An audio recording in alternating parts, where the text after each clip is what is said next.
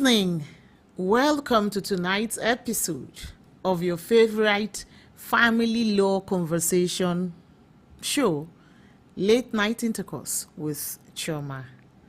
And I'm excited that tonight we are not only coming live to you on Facebook, YouTube, and Twitter, sorry, that's X, we're also coming live to you tonight on Instagram. Yes. So, yay. So I'm happy that I have my Instagram family tonight to join us live and participate in the enlightenment that happens on every episode of the Late Night Intercourse with Chioma. Of course, your host, as usual, is Chioma Onyenucheya Uko, the Zest family lawyer.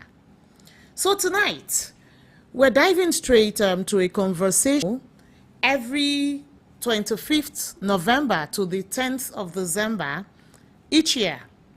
The world observes 16 days of activism against all forms of violence against women and girls.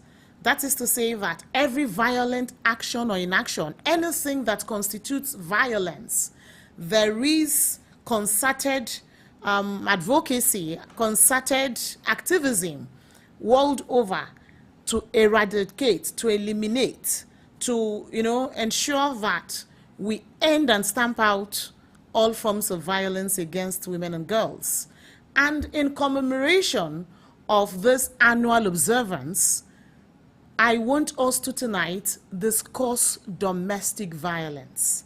Of course, that's not the only form of violence that can be perpetrated against women and girls, but the reason I would like for us to talk about it is because it is a violence that I think is a lot more abominable, if there's any such thing. Of course, violence in any form, in any strata, wherever it happens, is abominable.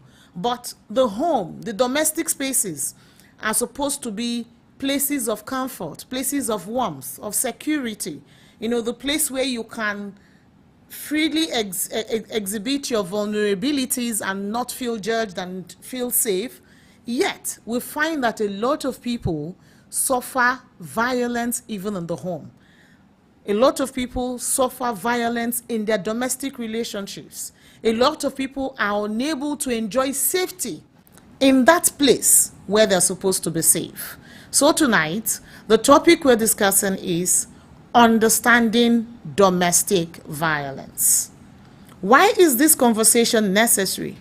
I found out that oftentimes the people who perpetrate violence may not fully understand that the actions or inactions which are violent are actually so. Sometimes these things stem from a sense of that's how it's done.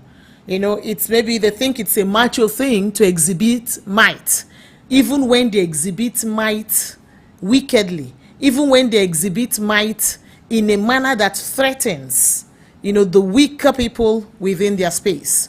Some people think it shows strength. Sadly, that is not the case. So I'll need for us to understand domestic violence, particularly because in committing domestic violence, you are exposing yourself to liability against the state. But of course, I'll get into all of that in due course. So what exactly is this domestic violence that we talk about? Domestic violence simply is any behavior, any action, any inaction, anything done or deliberately undone which exposes another person to humiliation, to threat, to some sort of subjugation, to injury, to anything that reduces or dehumanizes their person. That thing will be domestic violence if it happens within the home, within domestic spaces. It becomes domestic violence. And of course, it can manifest in different forms. And then I have people sometimes ask the question, so, no, what he did or what she did was abuse. It wasn't violence. Well, domestic violence is one and the same thing as domestic abuse. They can both be used interchangeably. You can if the action falls within the acts that can be classified as domestic violence, they are domestic abuse. So anything that is abusive, anything that subjugates, anything that unduly seeks to wield control over another is both domestic violence and or domestic abuse. The terms can be used interchangeably. However you use it, we're talking about the same thing. And then you have people who actually think that anytime we mention domestic violence or we mention domestic abuse, we must be talking about hitting someone, banging someone's head against the wall, some sort of physical violence. It has to be physical before it becomes domestic violence. Well, no, sorry, that's not quite correct. Domestic violence can manifest in any form.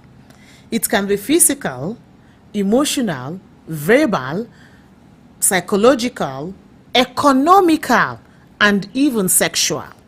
So what that means is that if that action or inaction, whether done physically, verbally, sexually, emotionally, psychologically, or even economically,